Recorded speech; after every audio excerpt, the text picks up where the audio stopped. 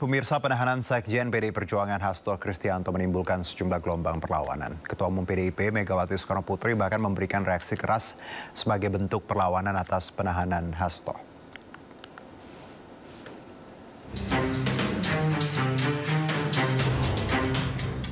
Penahanan Sekretaris Jenderal PDI Perjuangan Hasto Kristianto oleh Komisi Pemberantasan Korupsi atau KPK menimbulkan gelombang perlawanan. Masa PDI Perjuangan yang mengawal pemeriksaan Hasto di Gedung Merah Putih KPK Jakarta membakar ban dan menyerukan sejumlah tuntutan. Dalam aksi ini, politisi PDI Perjuangan Adian Napitupulu dan pengacara Hasto Magdir Ismail ikut berorasi di mobil komando. Dalam orasinya, Magdir Ismail menyebut pihaknya akan melawan melalui proses hukum terkait penetapan tersangka Hasto Kristianto. Ini adalah awal kita menunjukkan jati diri kita bahwa kita bukan orang yang bisa dikalahkan dengan mudah. Jadi saudara-saudara, apa yang hendak saya sampaikan adalah bahwa perlawanan secara hukum tetap akan kita lakukan. Meskipun tentu saja ya, kami berharap saudara-saudara tidak melakukan tindakan-tindakan yang akan dianggap sebagai bentuk peronggongan terhadap negara. Ya, ini yang harus kita hindari. Ya, lawan kita ini bukan negara, tetapi orang yang pernah berkuasa ya, dan dipecat oleh Mas Hasto bersama partai, bersama pimpinan partai. Itu lawan kita. Terhadap KPK, mari kita berikan kesempatan kepada mereka untuk melaksanakan tugasnya secara baik dan benar. Karena bagaimanapun juga, ya, yang kita perlukan adalah kepastian hukum. Sebab dengan kepastian hukum itulah kita bisa mengatakan bahwa negara kita ini adalah negara hukum.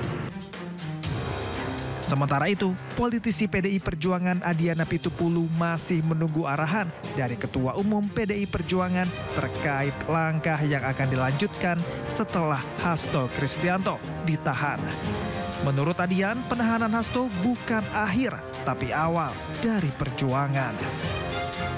Sampai hari ini kita akan menunggu instruksi dari Ketua Umum kita apa yang akan dilakukan. Tapi percayalah bahwa apa yang disampaikan Pak Magdir ini bukan akhir, ini awal.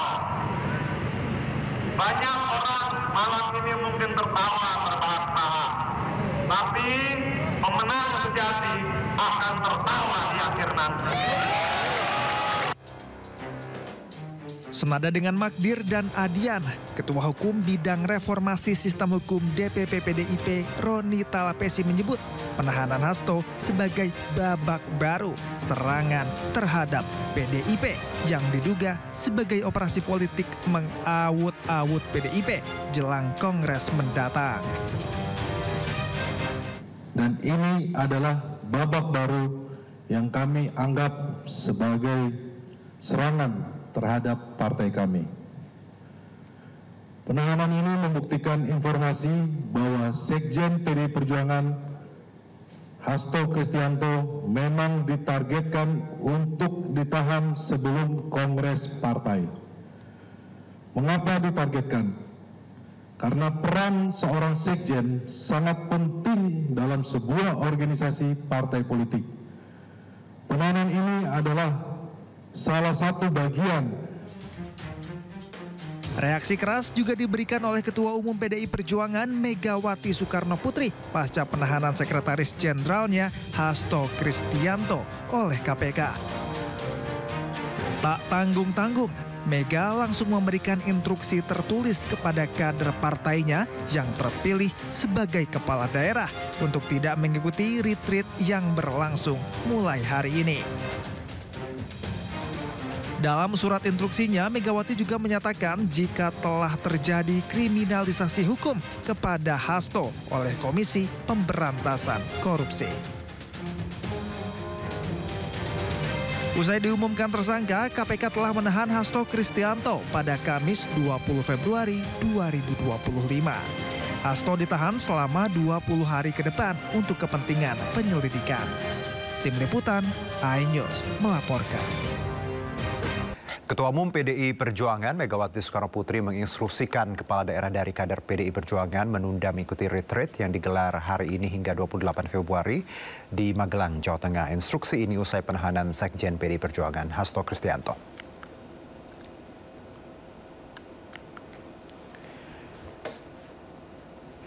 Instruksi ini tertuang dalam surat DPP PDI Perjuangan yang ditandatangani Megawati pada tanggal 20 Februari 2025. Yang berisi bahwa seluruh kepala daerah dan wakil kepala daerah dari kader PDIP untuk menunda perjalanan retreat di Magelang, Jawa Tengah pada 21 hingga 28 Februari 2025. Apabila ada kader dalam perjalanan menuju Magelang, maka diinstruksikan untuk berhenti dan menunggu arahan lebih lanjut dari Ketua Umum PDI Perjuangan. Megawati juga menginstruksikan agar seluruh kader untuk standby menunggu arahan dari Ketua Umum PDI Perjuangan sewaktu-waktu.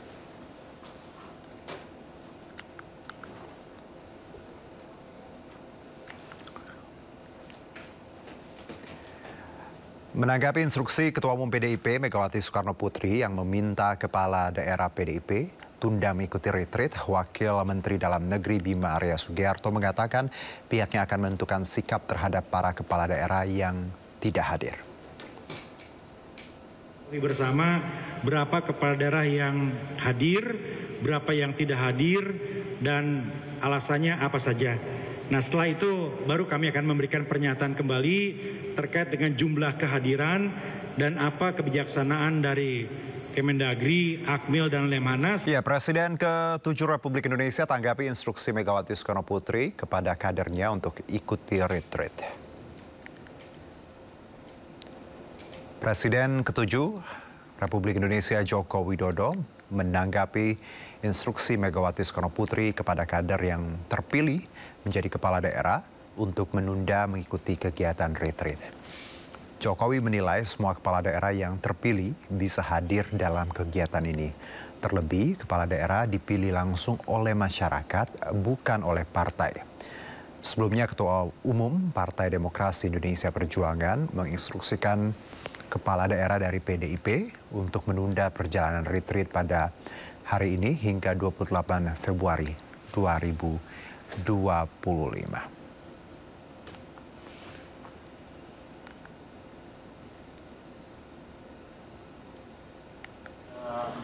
Kepala daerah yang dari PDIP untuk menunda ikut retreat gimana? Ini kan urusan kepemerintahan nih. Yang diundang kepala daerah, yang mengundang presiden. Ya mestinya hadir, datang. Karena mereka dipilih oleh rakyat dan untuk kepentingan rakyat, bangsa, dan negara, bukan untuk yang lain. Pak, melihat situasi kayak gini gimana Pak dari gejolak politik dan masyarakat juga seperti ini? Ya biasa. Ketua DPP PDIP Said Abdullah tanggapi pernyataan Jokowi. Said sebut instruksi Megawati adalah urusan partai, bukan urusan orang luar. Berangkat retret, tanggapannya Bu ya dikit. Ya ini urusan partai lah ya, urusan internal, bukan urusan orang luar. Mudah-mudahan saya dikasih tugas Ibu ini ada acara. Ya. Para kepala daerah yang akan menjalani retreat telah tiba di Akademi Militer Magelang, Jawa Tengah sore ini. Dan nantinya retreat akan diisi pembekalan dari para menteri dan kepala lembaga. Para kepala daerah tiba di Akmil Magelang sekitar pukul 15.30 dengan menggunakan 14 bus. Ratusan personel gabungan juga berjaga di depan Akmil Magelang untuk mengamankan jalannya retreat.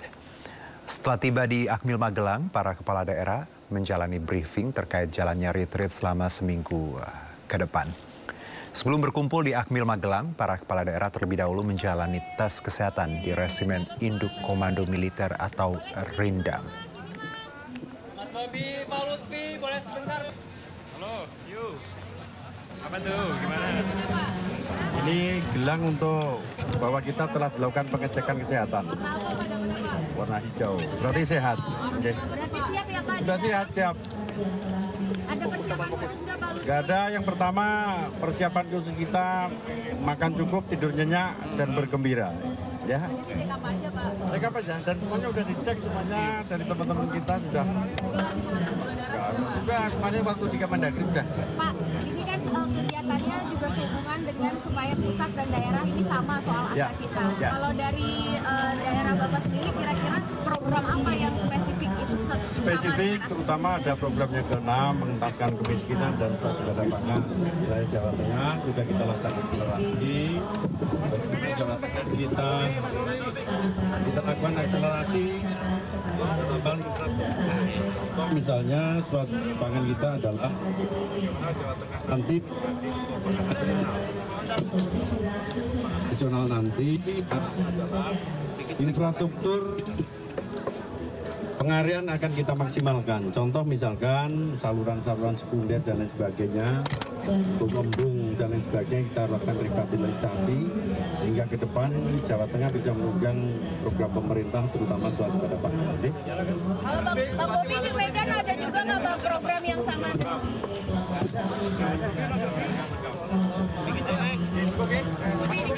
Pak Gubernur tadi sama aja. Kemarin setelah pelantikan istirahat, tidurnya cukup, berangkat ke sini udah siap menerima gemblengan. Udah. Tapi kalau yang program daerah itu sendiri kira-kira apa yang sejalan dengan aspirasinya Pak? Ya banyak yang bisa kita bawa di Provinsi Sumatera Utara. Salah satunya kita juga di sana kan penghasil kelapa sawit. Kemarin Pak Presiden sudah selalu mention tentang itu. Tentang hilirisasi juga di bidang kelapa sawit turunannya sudah sangat banyak. Ini mudah-mudahan bisa kita teruskan, bisa kita bawa program-program tersebut melalui nanti pendalamannya dari retreat ini. Hal yang baru. Siap mental dan fisik dan berdoa. Olahraga, makan yang cukup, istirahat sehat, minum air yang banyak. Seru dan keren. Kopi A Platon 1. Persiapannya sudah beberapa hari, seminggu lah kita mempersiapkan. Dari baju-baju yang dibawa, apa saja yang diperlukan, kita siapkan secara matang. Baju-baju aja ya, baju-baju, jaga tidur cukup. Itu aja, tidur cukup, banyak vitamin aja. Karena ini kegiatannya padat 8 hari, jadi kita harus benar-benar fit. Terkait retreat di Magelang, kita akan coba melihat laporan terkini dari rekan kami yang saat ini berada di Magelang. Ada Kevin Pakan di sana. Kira-kira seperti apa hari pertama retreat ini? Kita coba. Kevin?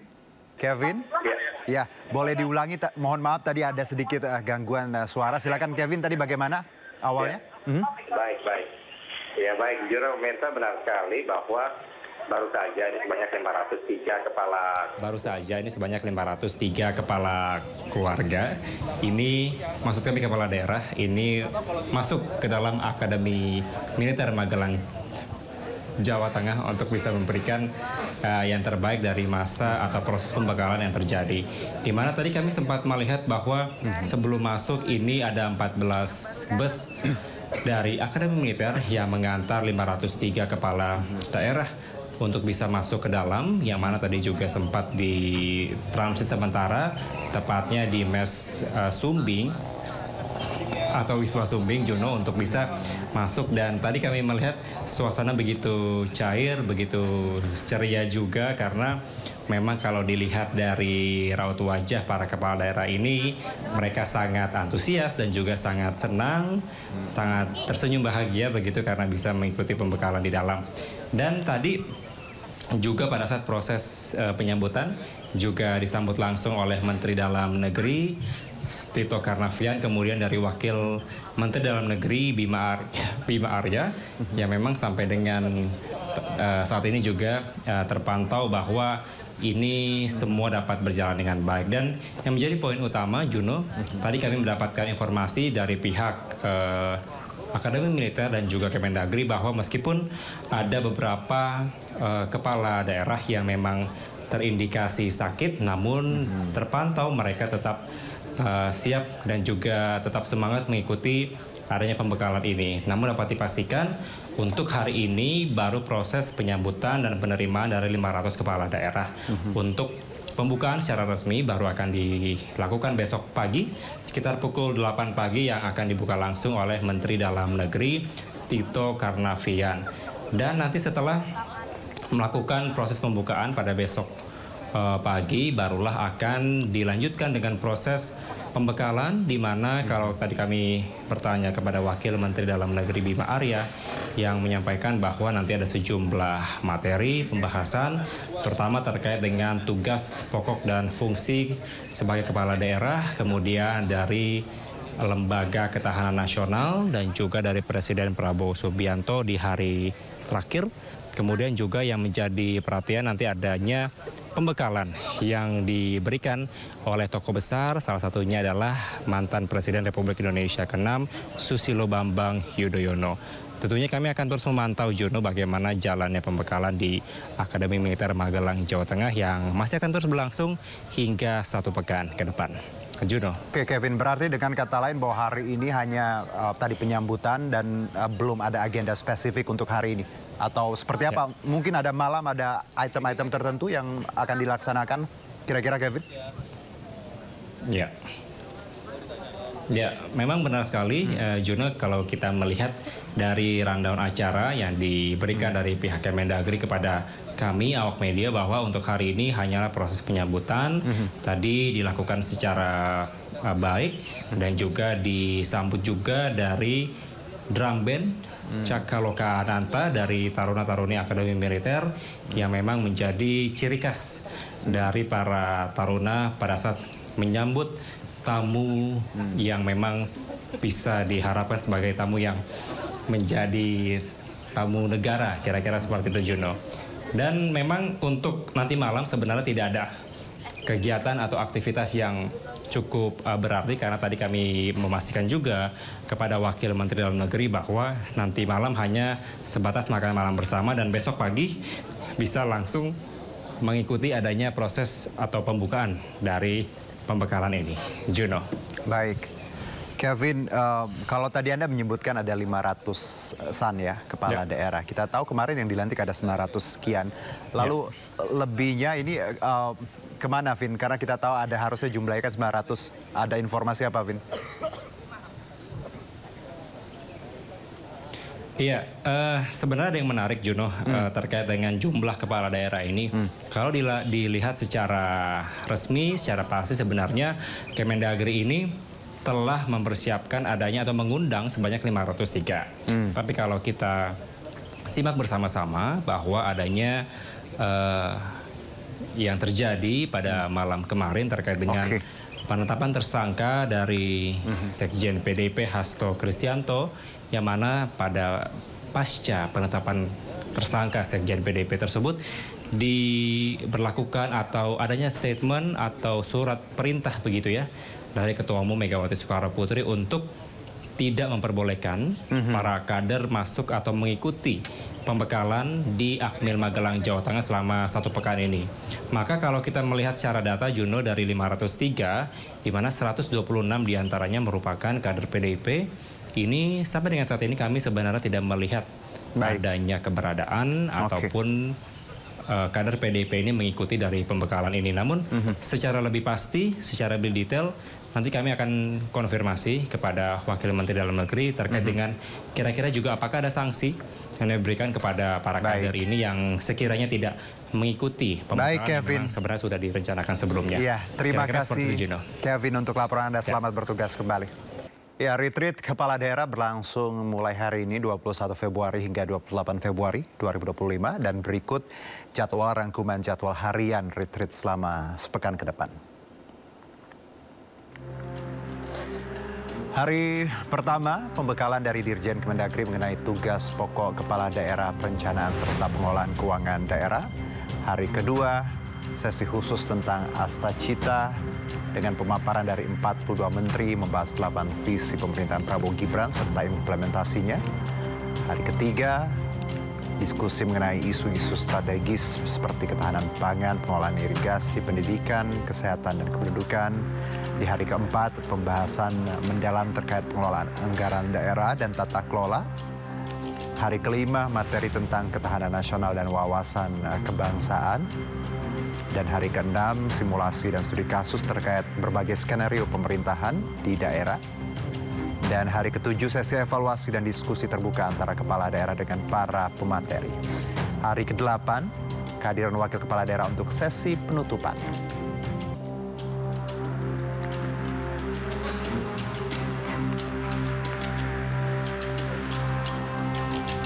Pemirsa, penahanan Sekjen PDI Perjuangan Hasto Kristianto menimbulkan sejumlah gelombang perlawanan. Ketua Umum PDIP Megawati Soekarno Putri bahkan memberikan reaksi keras sebagai bentuk perlawanan atas penahanan Hasto.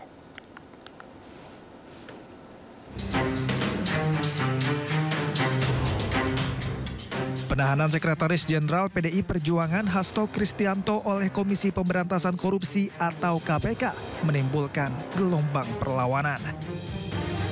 Masa PDI Perjuangan yang mengawal pemeriksaan Hasto di Gedung Merah Putih KPK Jakarta membakar ban dan menyerukan sejumlah tuntutan. Dalam aksi ini, politisi PDI Perjuangan Adian Napitupulu dan pengacara Hasto Magdir Ismail ikut berorasi di mobil komando. Dalam orasinya, Magdir Ismail menyebut pihaknya akan melawan melalui proses hukum terkait penetapan tersangka Hasto Kristianto. Ini adalah awal kita menunjukkan jati diri kita bahwa kita bukan orang yang bisa dikalahkan dengan mudah. Jadi saudara-saudara, apa yang hendak saya sampaikan adalah bahwa perlawanan secara hukum tetap akan kita lakukan. Meskipun tentu saja ya, kami berharap saudara-saudara tidak melakukan tindakan-tindakan yang akan dianggap sebagai bentuk peronggongan terhadap negara. Ya, ini yang harus kita hindari. Ya, lawan kita ini bukan negara, tetapi orang yang pernah berkuasa ya, dan dipecat oleh Mas Hasto bersama partai, bersama pimpinan partai. Itu lawan kita. Terhadap KPK, mari kita berikan kesempatan kepada mereka untuk melaksanakan tugasnya secara baik dan benar. Karena bagaimanapun juga, ya, yang kita perlukan adalah kepastian hukum. Sebab dengan kepastian hukum itulah kita bisa mengatakan bahwa negara kita ini adalah negara hukum. Sementara itu, politisi PDI Perjuangan Adian Napitupulu masih menunggu arahan dari Ketua Umum PDI Perjuangan terkait langkah yang akan dilanjutkan setelah Hasto Kristianto ditahan. Menurut Adian, penahanan Hasto bukan akhir, tapi awal dari perjuangan. Sampai hari ini kita akan menunggu instruksi dari Ketua Umum kita apa yang akan dilakukan. Tapi percayalah bahwa apa yang disampaikan Pak Magdir ini bukan akhir, ini awal. Banyak orang malam ini mungkin tertawa terbahak-bahak, tapi pemenang sejati akan tertawa di akhir nanti. Senada dengan Magdir dan Adian, Ketua Hukum Bidang Reformasi Sistem Hukum DPP PDIP Roni Talapesi menyebut penahanan Hasto sebagai babak baru serangan terhadap PDIP yang diduga sebagai operasi politik mengawut-awut PDIP jelang Kongres mendatang. Dan ini adalah babak baru yang kami anggap sebagai serangan terhadap partai kami. Penahanan ini membuktikan informasi bahwa Sekjen PDI Perjuangan Hasto Kristianto memang ditargetkan untuk ditahan sebelum Kongres Partai. Mengapa ditargetkan? Karena peran seorang sekjen sangat penting dalam sebuah organisasi partai politik. Penahanan ini adalah salah satu bagian. Reaksi keras juga diberikan oleh Ketua Umum PDI Perjuangan Megawati Soekarnoputri pasca penahanan Sekretaris Jenderalnya Hasto Kristianto oleh KPK. Tak tanggung-tanggung, Mega langsung memberikan instruksi tertulis kepada kader partainya yang terpilih sebagai kepala daerah untuk tidak mengikuti retreat yang berlangsung mulai hari ini. Dalam surat instruksinya, Megawati juga menyatakan jika telah terjadi kriminalisasi hukum kepada Hasto oleh Komisi Pemberantasan Korupsi. Usai diumumkan tersangka, KPK telah menahan Hasto Kristianto pada Kamis 20 Februari 2025. Hasto ditahan selama 20 hari ke depan untuk kepentingan penyelidikan. Tim Liputan, iNews melaporkan.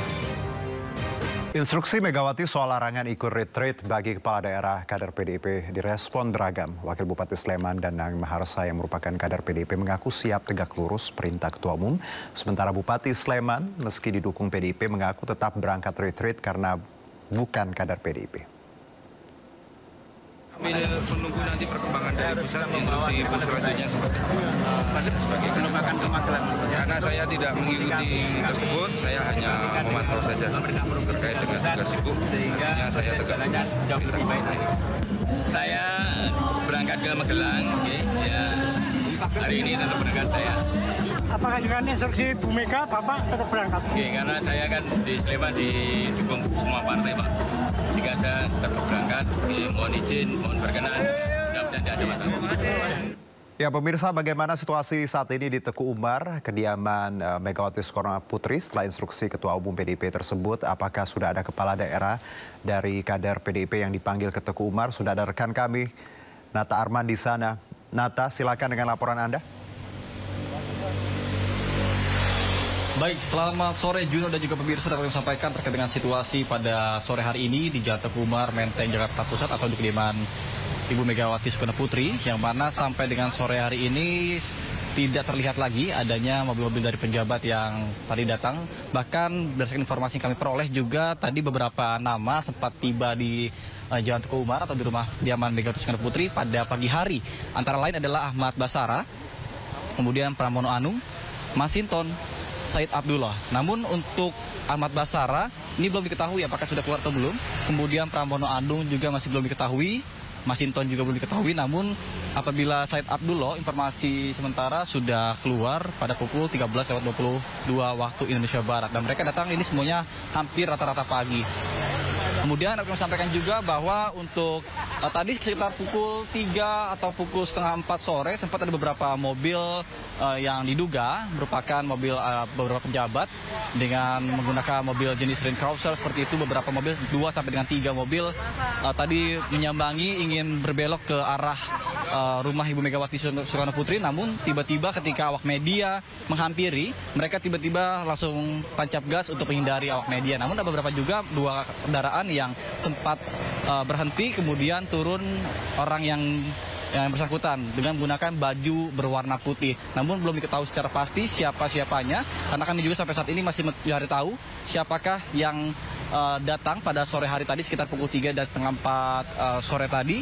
Dan karena memang pertemuan yang di dalam ini sangat tertutup sehingga media juga tidak diizinkan untuk melakukan peliputan sebenarnya. Kemudian dapat kami sampaikan juga bahwa dampak dari penahanan Sekjen PDIP Hasto Kristianto oleh KPK, tentunya Ibu Megawati Soekarnoputri melakukan instruksi kepada seluruh kepala daerah yang akan mengikuti retreat kepala daerah di Akademi Militer 21 sampai dengan 28 Februari 2025 ini ditunda untuk sementara waktu. Sementara saya kembalikan pada Anda di studio. Ya, terima kasih Nata atas laporan Anda. Selamat bertugas kembali. Ya, pemirsa, instruksi yang dikeluarkan oleh Ketua Umum PDI Perjuangan Megawati Soekarno Putri menuai ragam tanggapan. Apakah ini sebagai bentuk perlawanan PDI pasca ditahannya Hasto? Untuk mengulasnya sudah bersama kami Ketua DPP Partai Gerindra Saleh Ramli dan juga pengamat politik Rey Rangkuti. Assalamualaikum, selamat sore Bang Saleh, Bang Rey.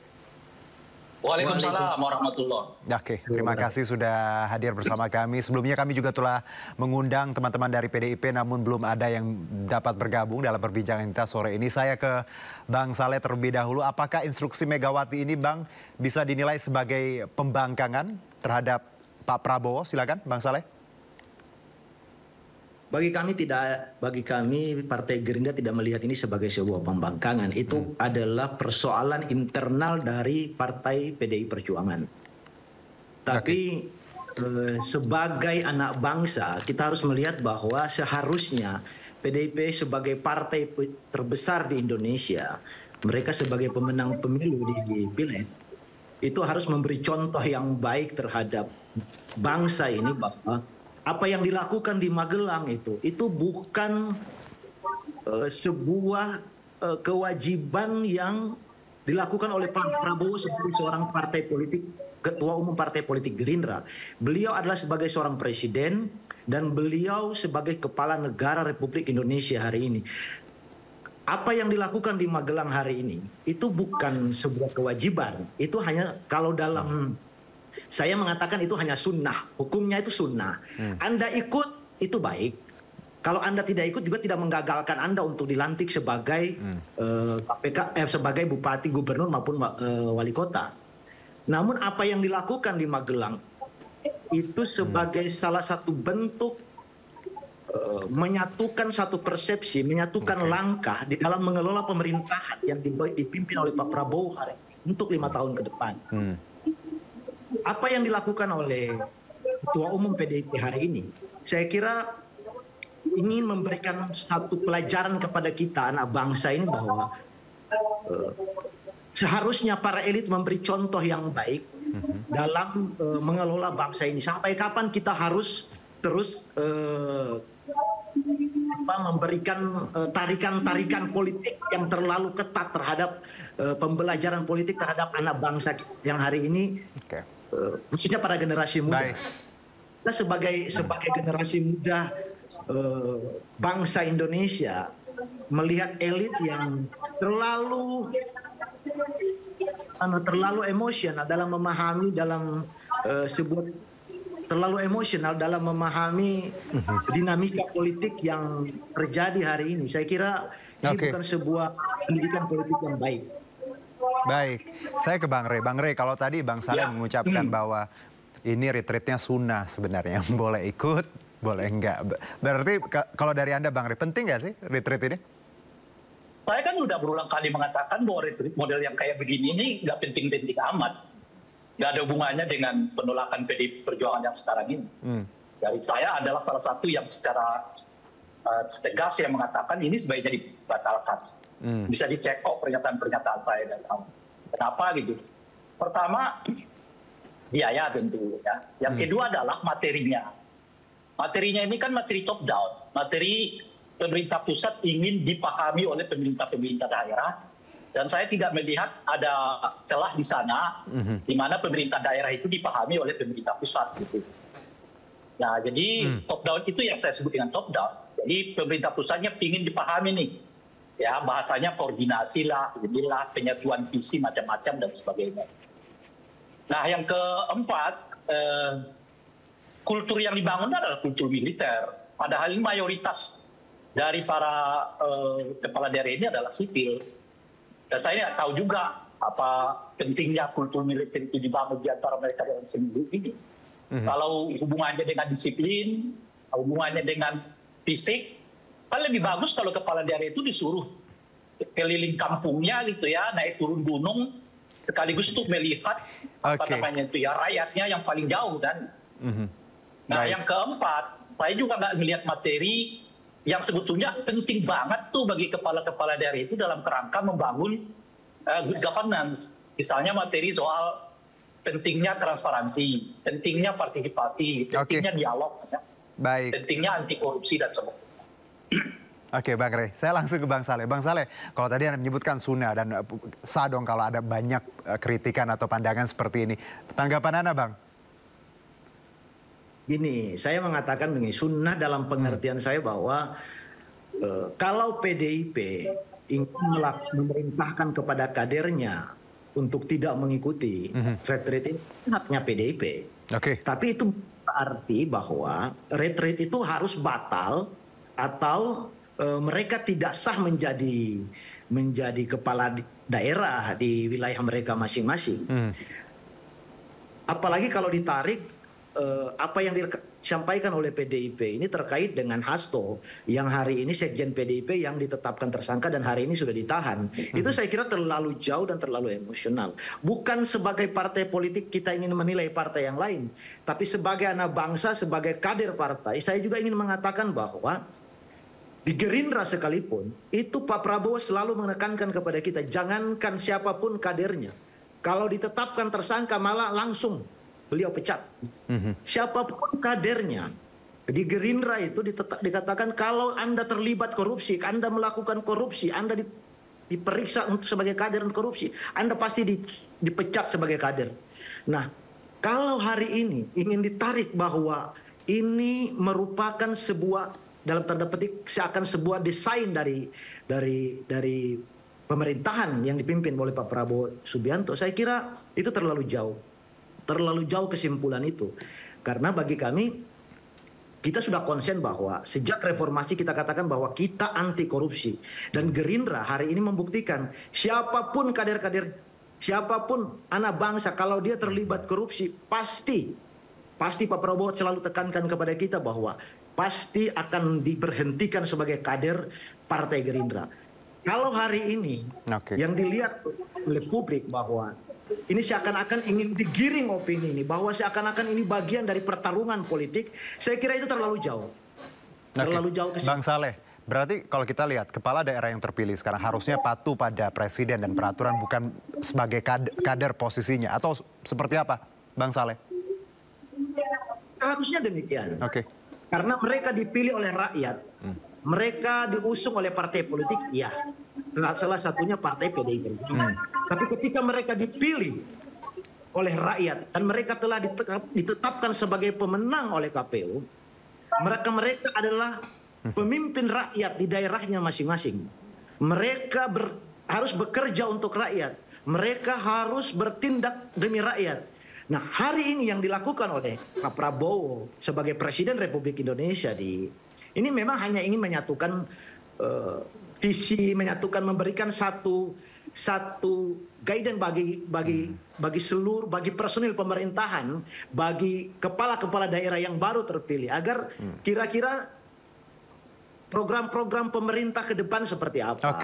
Kita harus melakukan visi kita sebagai pemimpin daerah kita masing-masing, dari pusat sampai daerah seperti apa. Tujuan pembangunan kita kan sudah disampaikan terkait kesejahteraan, terkait pemberantasan korupsi. Ada berbagai macam isu yang harus kita satukan, bahwa dari pusat sampai daerah itu kita harus satu.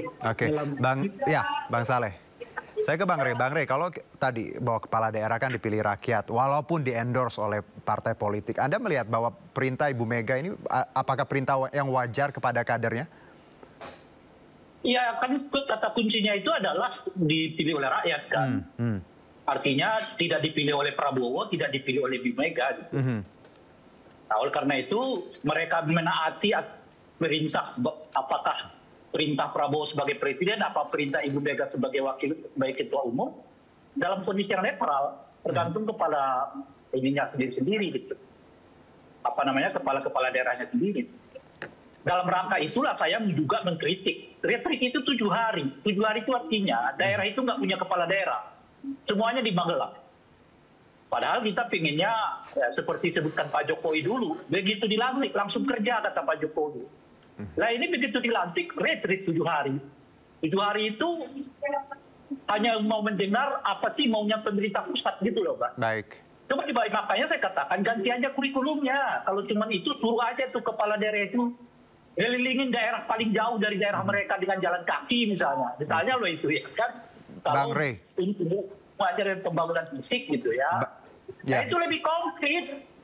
Itu Bang Rey, masih materi ya, kalau kita lihat ya surat instruksi Ibu Mega, berarti jelas ini kekecewaan beliau terhadap ya kasus Hasto atau memang murni tadi ada protes tertentu. Anda melihatnya seperti apa sih Bang? Jelas bahwa itu kekecewaan Ibu Mega. Iyalah itu nggak perlu ditafsirkan lagi. Megawati ingin mengatakan bahwa mereka berada di barisan oposisi sekarang. Oke. Kalau sebelum-sebelumnya itu ya mereka masih ragu-ragu, titik-titik. Sekarang mungkin sudah di angka 60, 70 bahwa Ibu Mega mau mengatakan oposisi nih kepada Pak Prabowo.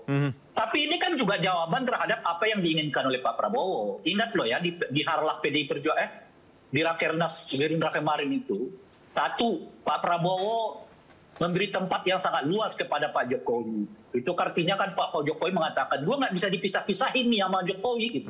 Nah PDI mensyaratkan hubungan itu ya tanpa Jokowi. Nah, kalau kemudian Pak Prabowo memilih Pak Jokowi, ya jangan oke dulu dong, kita tambah dulu ya kan. Baik Bang Rey. Dengan begitu dia mau mengatakan bahwa saya nggak memilih PDI Perjuangan gitu.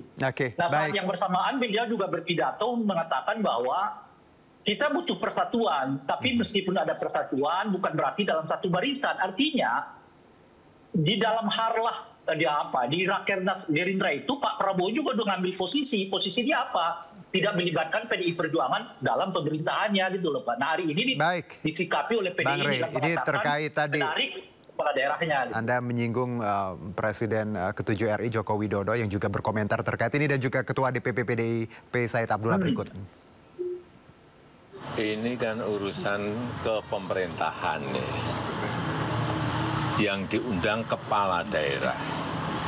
Yang mengundang presiden. Ya mestinya hadir, datang.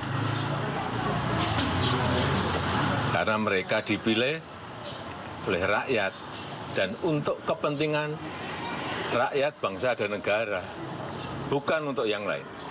Pak, melihat situasi kayak gini gimana Pak dari gejolak politik dan masyarakat juga seperti ini? Ya biasa. Kader PDIP berangkat retret, tanggapannya Bu ya dikit. Ya ini urusan partai lah ya, urusan internal, bukan urusan orang luar. Mudah-mudahan saya dikasih tugas Ibu ini ada acara. Oke Bang Saleh, kita dengar tadi Pak Jokowi harusnya taat pada presiden dan rakyat. Kalau dari Pak Saitan tadi ini internal partai. Anda punya tanggapan Bang Saleh, silakan. Saya kira gini, kalau itu bagian dari persoalan di internal partai PDI Perjuangan, oke itu sah-sah saja bagi mereka. Tapi jika mereka menyinggung itu sebagai kader-kader PDIP yang sudah terpilih sebagai calon sebagai bupati terpilih, wali kota maupun gubernur. Bang Saleh, izin saya potong terlebih dahulu, kita menuju Magelang sebentar, kita lihat visual terkini dari Magelang berikut. Langsung juga pada saatnya kepada stakeholders di kota, kabupaten atau provinsinya masing-masing. Karena itu bagi yang diizinkan untuk tidak hadir, dapat mengirimkan wakilnya, wakil kepala daerah untuk menggantikan mengikuti rangkaian acara di sini. Karena program ini tidak saja untuk memahami program-program pusat, tetapi juga sinkronisasi pusat dan daerah dan memberikan ruang bagi semua kepala daerah untuk saling mengenal satu sama lain. Nah, kemudian untuk yang tidak ada kabar, kami masih menunggu apakah hari ini datangnya terlambat seperti beberapa orang yang hadir tadi. Dan untuk hal-hal yang lain, apabila memang kemudian diputuskan tidak hadir karena satu atau lain hal, maka panitia meminta agar kepala daerah yang bersangkutan mengirimkan wakilnya untuk mengikuti rangkaian acara di Magelang ini seperti halnya mereka yang sakit atau ada kegiatan keluarga. Nah, demikian update dari panitia untuk soal kehadiran peserta. Silakan, apabila ada pertanyaan. Ya, ini kami kan baru menerima data ya secara mentah. Artinya 49 yang tidak ada kabar ini bisa saja dari latar belakang manapun, bisa juga masih belum masuk, ya bisa juga mungkin terlambat atau ada hal-hal lain. Nah, karena itu panitia akan terus menghubungi 49 yang belum hadir ini dengan meminta kejelasan apakah akan datang terlambat, apakah harus digantikan oleh wakil, gitu. Kelonggaran waktu yang diberikan oleh Kemendagri itu bagaimana, Pak? Ya, ini kan baru mulai acaranya. Pemberian materi sendiri mulai besok, tentu besok akan diputuskan. Ya, malam ini semua akan diputuskan, mana yang kita minta mengirimkan wakil, mana yang bisa masih ditunggu misalnya sampai nanti malam. Pak, khusus Jawa Tengah dari 35 kabupaten kota. Pak, kami nggak bisa merekap berdasarkan provinsi. Ini kami cepat-cepat saja karena tadi ada janji dari kami panitia untuk menyampaikan data terkini. Maka itu data yang baru kita miliki hari ini. Nanti kita akan pelajari lagi rekap detailnya seperti apa. Pak, ini kan tadi 49. Ya. Tadi kan 49 tidak ada kabar, jadi nggak tahu latar belakangnya apa, alasannya Ya, apa. Nah, ya. kalau yang sudah datang kan berarti artinya sudah terdata. Apakah ada kader PDIP yang ada di dalam? Karena informasinya dari Brebes itu PDIP, tapi dia datang cuman tadi pakai masker jadi nggak. Ya harusnya sih ada ya, karena terdata jumlahnya mungkin lebih dari angka ini. Jadi bisa saja ada di dalam. Ya kami belum cek lagi, bisa saja ada. Tapi kalau sudah ada waktunya begitu kan, tapi udah habis waktunya nunggunya itu Pak, tadi dihubungin juga. Sanksinya apa Pak kalau akhirnya nggak ada yang dikirim? Ya mengikuti acara yang sama pada gelombang berikutnya. Kapan Pak? Ya kan dikirim wakil untuk menggantikan di sini. Nah, kepala daerahnya akan tetap kami minta untuk mengikuti rangkaian berikutnya. Kapan itu Pak gelombangnya? Ya, menunggu keputusan MK. Pak Arwin, dari 49 Bupati dan Wali Kota Magelang informasinya juga tidak hadir, apakah? Kami belum melihat data ya, karena ini tadi kan sama semua bajunya. Ya, ini mesti dicek juga ke panitia, ke LO ya, mana saja tadi yang belum hadir. Berapa gubernur Pak yang tidak datang? Ya, kami belum bisa menyebutkan provinsi dan lain-lain, ini hanya angka yang kita rekap ya. Tapi intinya tadi 49 tidak ada kabar dan ada yang izin dan kami meminta untuk digantikan wakil. Artinya dari 49 ya nambah lagi satu itu yang tempat ya. Ya. Jadi 48. Jadi 48. Jadi 48. Nah, ini rata-rata teman-teman dari Papua ini yang bergelombang telat karena memang sangat dimaklumi pesawatnya delay. Pesawat delay, ya. Pak, tapi jumlah yang kader PDIP-nya tuh belum ada angkanya. Ya. Belum kami rekap. Ini hanya angka keseluruhan begitu ya. Tapi apapun apa alasannya, apapun latar belakangnya, kebijakannya jelas.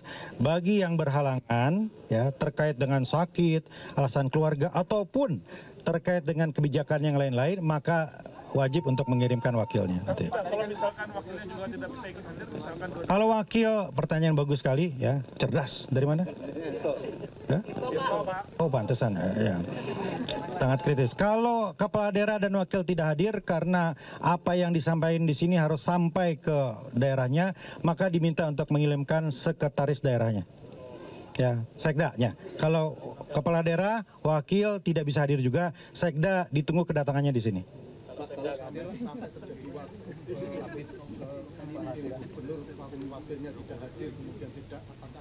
Pasti ada sekdanya. Nah, pasti ada sekdanya. Nggak mungkin, Pak. Itu biasa lah.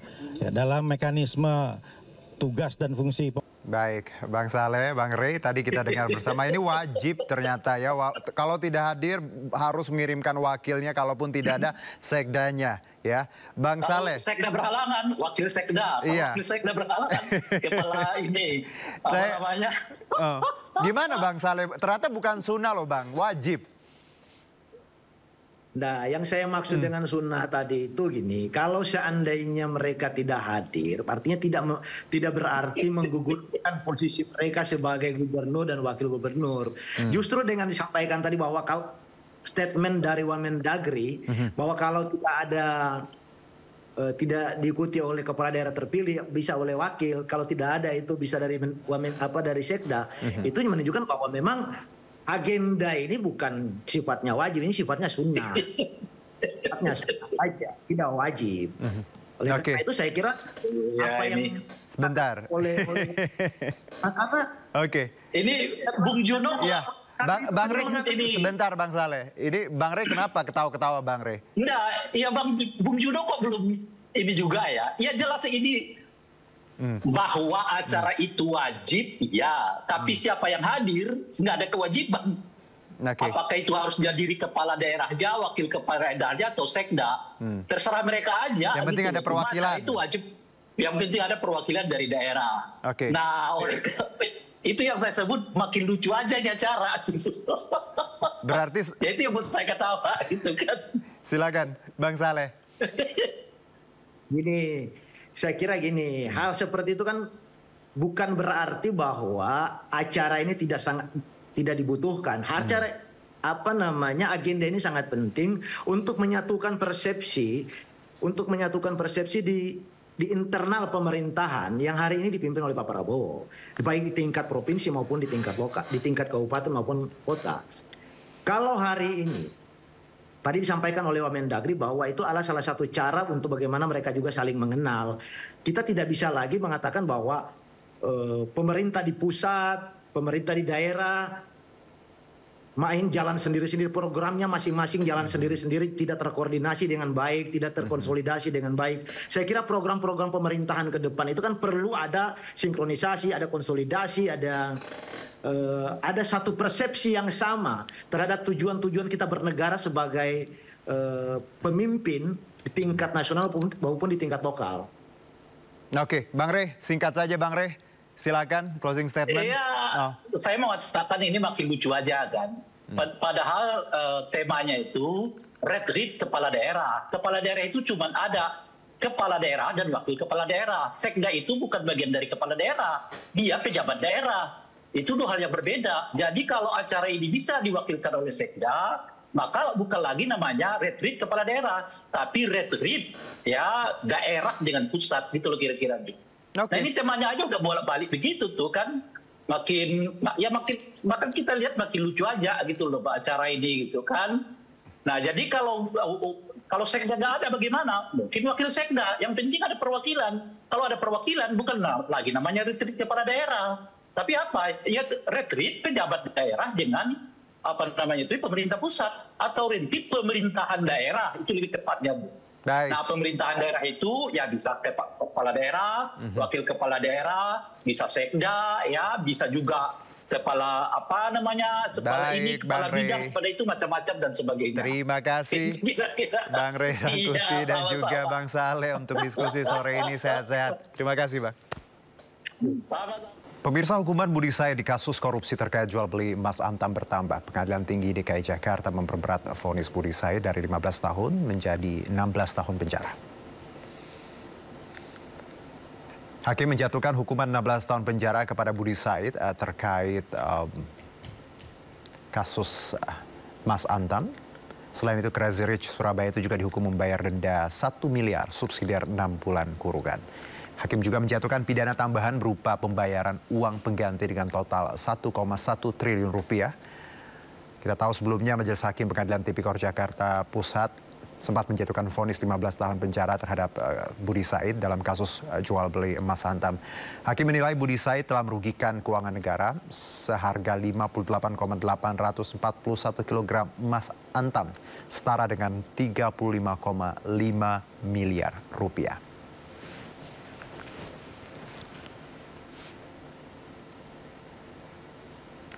Sebelumnya, vonis banding Pengadilan Tinggi Jakarta memperberat hukuman untuk terdakwa korupsi kasus timah Harvey Muiz dan Helena Lim yang merugikan negara hingga 300 triliun rupiah. Majelis Hakim memutuskan hukuman Harvey diperberat dari 6,5 tahun menjadi 20 tahun penjara. Sementara Helena Lim dari 5 tahun penjara menjadi 10 tahun penjara. Terdakwa Harvey Muiz telah terbukti secara sah dan meyakinkan bersalah melakukan tindak pidana korupsi yang dilakukan secara bersama-sama dan melakukan tindak pidana pencucian uang. Terdakwa Harvey Muiz dinyatakan sah bersalah atas tindak pidana korupsi dan pencucian uang. Harvey disebut menjadi salah satu aktor penting dalam tindak pidana korupsi PT Timah Tbk. Serta adanya upaya memperkaya diri sendiri sebesar 420 miliar rupiah. Berdasarkan pertimbangan majelis hakim, hukuman terdakwa Harvey Muiz diperberat dari 6,5 tahun menjadi 20 tahun penjara di tingkat banding. Selain dikenakan denda sebesar 1 miliar rupiah, subsidi 8 bulan kurungan, majelis hakim juga menambah hukuman uang pengganti untuk Harvey dari semula 210 miliar rupiah menjadi 420 miliar rupiah. Jatuhkan pidana kepada yang terdakwa Harvey Muiz dengan pidana penjara selama 20 tahun dan denda sebesar 1 miliar rupiah dengan ketentuan apabila denda tersebut tidak dibayar akan diganti dengan pidana kurungan selama 8 bulan. Selain terdakwa Harvey Muiz, majelis hakim juga memperberat masa hukuman penjara terdakwa Helena Lim dari semula 5 tahun penjara menjadi 10 tahun penjara dengan denda 1 miliar rupiah subsidi 6 bulan kurungan. Majelis hakim pun menjatuhkan pidana tambahan berupa pembayaran uang pengganti sebesar 900 juta rupiah. Diketahui, kasus korupsi pengelolaan tata niaga komoditas timah terbukti menyebabkan kerugian negara sebesar 300 triliun rupiah. Kerugian negara ini mencakup penyewaan alat pelogaman hingga kerusakan lingkungan. Dari Jakarta, Yasmin Atania, Zulkarnain, iNews melaporkan. Baik, dan untuk membahas lebih dalam terkait banding para Crazy Rich ini dan tentunya tadi hukum diperberat, kita sudah tersambung melalui Zoom. Ada pakar hukum pidana Profesor Hipnu Nugroho. Selamat sore, Assalamualaikum Prof. Hipnu. Waalaikumsalam Mas Juna. Oke, baik. Kita tadi simak bersama Prof. Ada Crazy Rich Surabaya, Harvey Muiz, Helena Lim, semuanya banding dan Crazy Rich ini. Mereka ini akhirnya tadi ditambah Prof. Apakah tepat ini atau kalau kita bicara asas keadilan, karena kita tahu sebelumnya vonisnya ringan, seperti itu Prof. Ya, jadi kalau saya melihatnya arah dari pemidanaan terhadap tindak pidana korupsi menjadi ke arah yang lebih baik. Saya katakan lebih baik karena kita melihat jumlah kerugian yang luar biasa. Yang kalau kita bandingkan dengan 1 tahun yang lalu atau setengah tahun yang lalu kita mundur, itu hukumannya hanya 2, 3, 4, 5, 6 tahun maksimal 6 tahun. Ini sudah melompat yang lebih baik. Mudah-mudahan ini bagian dari ikhtiar pengadilan, ikhtiar penegak hukum dalam rangka untuk mengkikis potensi-potensi perbuatan korupsi ke depan. Sehingga bagi siapapun yang melakukan tindak pidana korupsi, apalagi mengajukan upaya hukum, akan diperberat. Konsep ini pernah berlaku, Mas Juno, kalau kita lihat dulu almarhum Pak Artijo. Siapapun yang mengajukan kasasi, Mahkamah Agung hukumnya berberat. Nah, ini tampaknya ke sana. Dengan demikian, arah pengembangan hukum, arah penindakan hukum, ini selaras kalau kemarin kita baca hasil survei. Ya survei sih bukan bukti ya, tapi bagaimana anggapan masyarakat. Kan di dalam suatu penegakan hukum itu juga tindakan penegak hukum itu berpotensi berpikir masyarakat. Oh ini penegakan hukum baik. Sehingga siapapun yang melakukan korupsi dihukum yang berat. Nah ini jangan sampai melakukan korupsi triliunan hukumannya ringan. Ini menjadikan suatu persepsi masyarakat terhadap penegak hukum, terhadap lembaga penegak hukum akan negatif. Tapi tampaknya ini menjadi positif. Ini yang saya kira menjadi sesuatu yang baik ke depan, Mas. Jadi masa hukum yang diperberat, yang diperlama ini bisa tadi menjadi efek jerah, Prof. Anda yakin bahwa ketika kita lihat bahwa ya tadi beberapa tahun yang lalu ya ketika kita bicara kasus korupsi hanya mungkin 1-2 tahun atau mungkin ya kurang dari 7 tahun, tapi sekarang ada 16 tahun, 20 tahun, 10 tahun dengan angka memang tadi triliunan yang dikorupsi. Anda melihat akan ada efek jerah dan trennya akan lebih positif lagi ketika kita bicara hukuman untuk koruptor. Anda yakin itu, Prof? Jadi gini, Mas. Kalau menurut saya, kalau kita kan dalam suatu penanggulangan tindak pidana korupsi, penanggulangan tindak pidana korupsi ada penindakan, ada pencegahan. Kalau kita hanya pencegahan kaitannya dengan fakta integritas, evaluasi, penyuluhan, ini tampaknya masuk telinga kanan, keluar telinga kiri. Baik. Tapi kalau dengan penindakan yang tegas, berpotensi berdampak pencegah dalam suatu tindak pidana. Dengan demikian mudah-mudahan dengan tindakan-tindakan pengadilan hakim terhadap putusan yang lebih berat, orang akan berkembali. Wah ini kalau melakukan tindak pidana akan seperti yang lihat sekarang ini. Sehingga urung melakukan tindak ini. Inilah yang sebagai bentuk tindakan berdimensi pada pencegahan. Sehingga 1 kali dayung 2 kali pulau terlampau. Jadi spektrumnya luas ya Prof ya. Spektrum ini makin luas dan publik juga tadi punya persepsi yang baik terhadap penegakan hukum di tanah air. Kira-kira seperti itu ya Prof ya?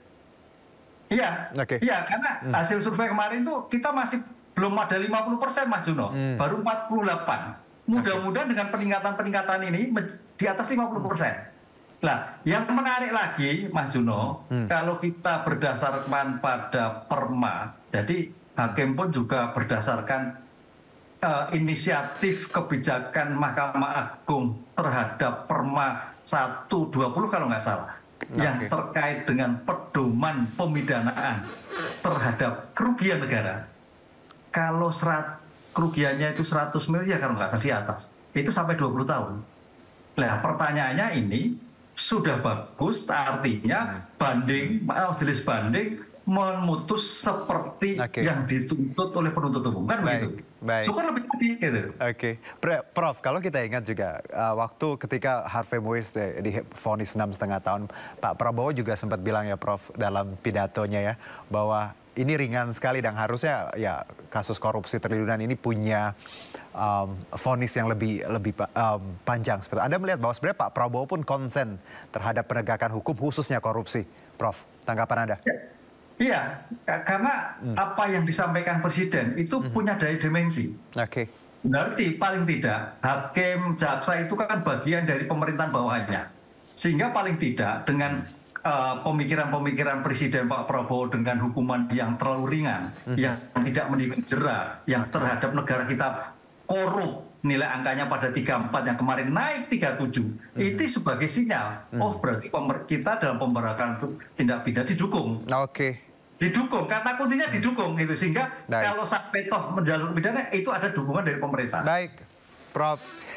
Terima kasih untuk dialog singkat. Kalau tadi kan crazy rich ya Prof, tapi nanti kalau pejabat-pejabat korupsi apakah sama treatmentnya?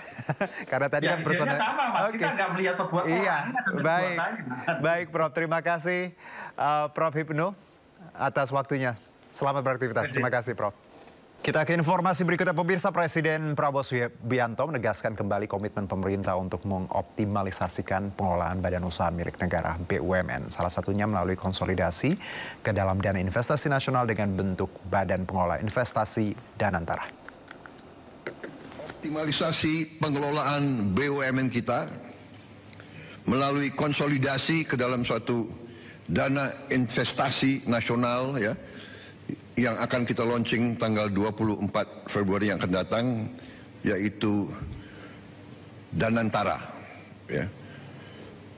Danantara adalah konsolidasi semua kekuatan ekonomi kita yang ada di pengelolaan BUMN. Demikian pernyataan Presiden Prabowo Subianto terkait rencana peresmian Badan Pengelola Investasi Daya Nagata Nusantara atau Danantara pada Senin 24 Februari 2025 mendatang, di mana Danantara menjadi bagian dari kebijakan pemerintah mendorong daya saing untuk transformasi ekonomi Indonesia. BP Danantara nantinya akan mengalokasikan aset-aset negara ke dalam proyek berkelanjutan yang berdampak ekonomi tinggi.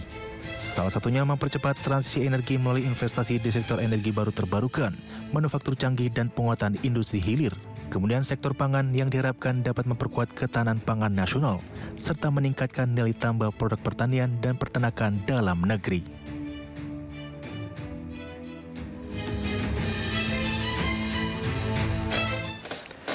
Ya, pemirsa, bulan Ramadan belum tiba, namun pasar grosir Tanah Abang sudah ramai pembeli mencari baju lebaran. Ada sedikit bocoran untuk Anda yang mungkin tengah hunting ya, berburu baju lebaran.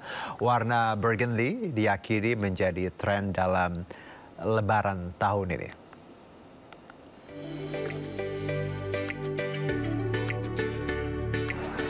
Pasar grosir Tanah Abang, Jakarta Pusat ramai seperti biasanya. Namun di antara para pengunjung, ada mereka yang sudah hunting pakaian untuk lebaran nanti. Ya, meski bulan Ramadan belum lagi tiba, sudah ada pengunjung yang cari-cari baju untuk lebaran. Ya mau nyari jilbab, baju buat lebaran, nanti sebelum puasa kan, takutnya bulan puasa rame gitu. Kayaknya brokat ya, model brokat bordir-bordir gitu kan. Warnanya kayaknya lagi burgundy kayaknya. Iya, burgundy gitu. Nah, ada satu bocoran warna yang bakal tren untuk busana lebaran tahun ini. Setelah sage, shimmering, kini ada warna burgundy yang diperkirakan bakal mendominasi. Tanya mencari tahu tren warna dan desain terbaru. Banyak pengunjung berbelanja baju lebaran lebih awal untuk menghindari kepadatan. Biasa kan kalau bulan puasa itu kan kita kan nggak bisa jajan gitu kan. Fokus ibadah juga. Terus pasti penuh kan tempat-tempat mall gitu. Jadi kita ngambil sekarang aja gitu. Kalau di TikTok sih kita lihat mana coklat apa tuh namanya ya? Oh ini apa? Burgundy. Iya. Enggak, bukan. Apa? Burgundy juga coba ada kok. Dark brown. Oh dark brown. Coklat gelap. Coklat-coklat mahoni gitu ya? Iya. Tradisi baju lebaran sudah ada sejak lama. Mengenakan pakaian terbaik menjadi satu hal yang disarankan ketika hari raya tiba. Jadi, apa pilihan Anda untuk baju lebaran tahun ini? Dari Jakarta, Ismalia, Dimas Winardi melaporkan. Bank Indonesia akan menyiapkan penukaran uang tunai baru selama Ramadan, namun tidak seperti tahun sebelumnya penukaran uang baru tahun ini harus melalui aplikasi pintar Bank Indonesia. Baik, Assalamualaikum warahmatullahi wabarakatuh. Yang kami hormati, Bank Indonesia memastikan tetap mengadakan layanan penukaran uang baru jelang Idul Fitri tahun ini. Uang tunai baru yang akan disiapkan Bank Indonesia pada bulan Ramadan mencapai 180,9 triliun rupiah. Uang tunai tersebut sedikit menurun dari tahun lalu yang mencapai 197,6 triliun rupiah. Proses penukaran uang tunai selama Ramadan dimulai pada 3 Maret hingga 27 Maret 2025. Bank Indonesia juga tidak akan menerima penukaran secara langsung, melainkan melalui aplikasi pintar Bank Indonesia. Dan tentunya untuk mengurangi kredit ya, kita nggak lagi terima goso gitu ya. Jadi kita nggak terima goso istilahnya, jadi orang datang tanpa langsung gitu, tapi diwajibkan masuk ke aplikasi pintar kita, ya pintar BI Go ID. Nah, jadi nanti semua jadi bisa rapi dan informasinya bisa jelas di sana. Dalam proses pelayanan penukaran uang tunai, Bank Indonesia juga akan bekerja sama dengan bank swasta yang akan membuat layanan penukaran uang keliling reguler di titik-titik tertentu seperti di Monas dan Masjid. Dari Jakarta, Riki Anwardi, iNews melaporkan. Pemerintah terus mengupayakan agar harga tiket transportasi darat, laut, dan udara saat musim mudik Lebaran tahun ini bisa lebih terjangkau. Selain menekan harga tiket, pemerintah juga berupaya memperkuat infrastruktur transportasi guna mendukung kelancaran arus mudik. Menghadapi musim mudik Lebaran 2025, pemerintah terus mengupayakan agar harga tiket transportasi laut dan udara bisa lebih terjangkau bagi masyarakat. Untuk mewujudkan hal tersebut, sejumlah kementerian terkait terus merancang skema yang dapat menekan harga tiket. Menurut Menko Bidang Infrastruktur dan Pembangunan Kewilayahan Agus Harimurti Yudhoyono, kebijakan diskon tarif transportasi akan diumumkan dalam waktu dekat agar masyarakat bisa merancang perjalanan dan membeli tiket perjalanan mudik jauh hari sebelum Lebaran. Kami belum bisa mendeklar saat ini karena masih perlu waktu sedikit lagi. Saya mohon waktu terutama Kementerian Perhubungan yang juga tadi masih akan duduk bersama dengan Kementerian BUMN, Kementerian Keuangan, dan lain-lain. Yang jelas semangatnya adalah kami sesuai dengan arahan Bapak Presiden, bagaimana harga tiket, harga transportasi itu lebih terjangkau. Selain menekan harga tiket, pemerintah juga berupaya memperkuat infrastruktur transportasi darat, laut, udara, dan kereta api guna mendukung kelancaran arus mudik. Perhitungan yang cermat terus dilakukan agar kebijakan ini benar-benar efektif dan tidak hanya bersifat sementara.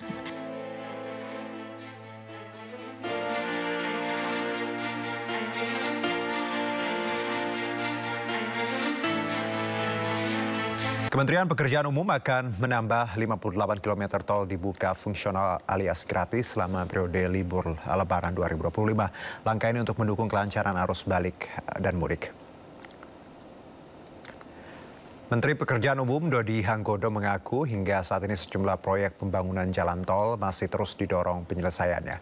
Beberapa di antaranya termasuk ke dalam jaringan jalan tol Trans Sumatera dan jalan tol Trans Jawa. Rencananya H-10 sebelum Lebaran, jalan tol tersebut sudah dapat dibuka dan dioperasikan secara fungsional. Kementerian PU juga telah meninjau beberapa lokasi pembangunan tol untuk memastikan jalannya proses pembangunan tersebut.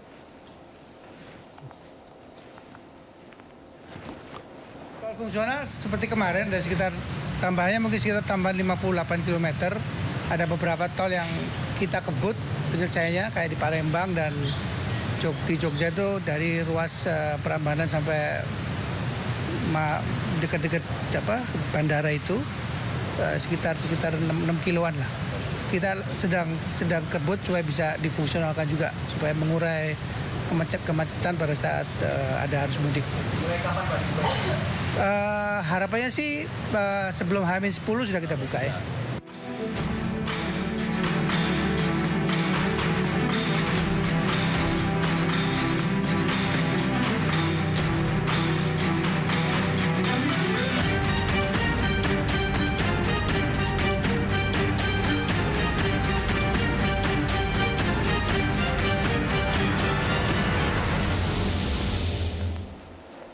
Kepala Badan Kepegawaian Negara Zudan Arief mengatakan bahwa efisiensi anggaran dalam tata kelola pemerintahan adalah hal yang biasa. Tak hanya itu, Zudan Arief menegaskan work from anywhere yang didesain oleh BKN hanya berlaku untuk BKN saja, tidak untuk semua kementerian atau lembaga.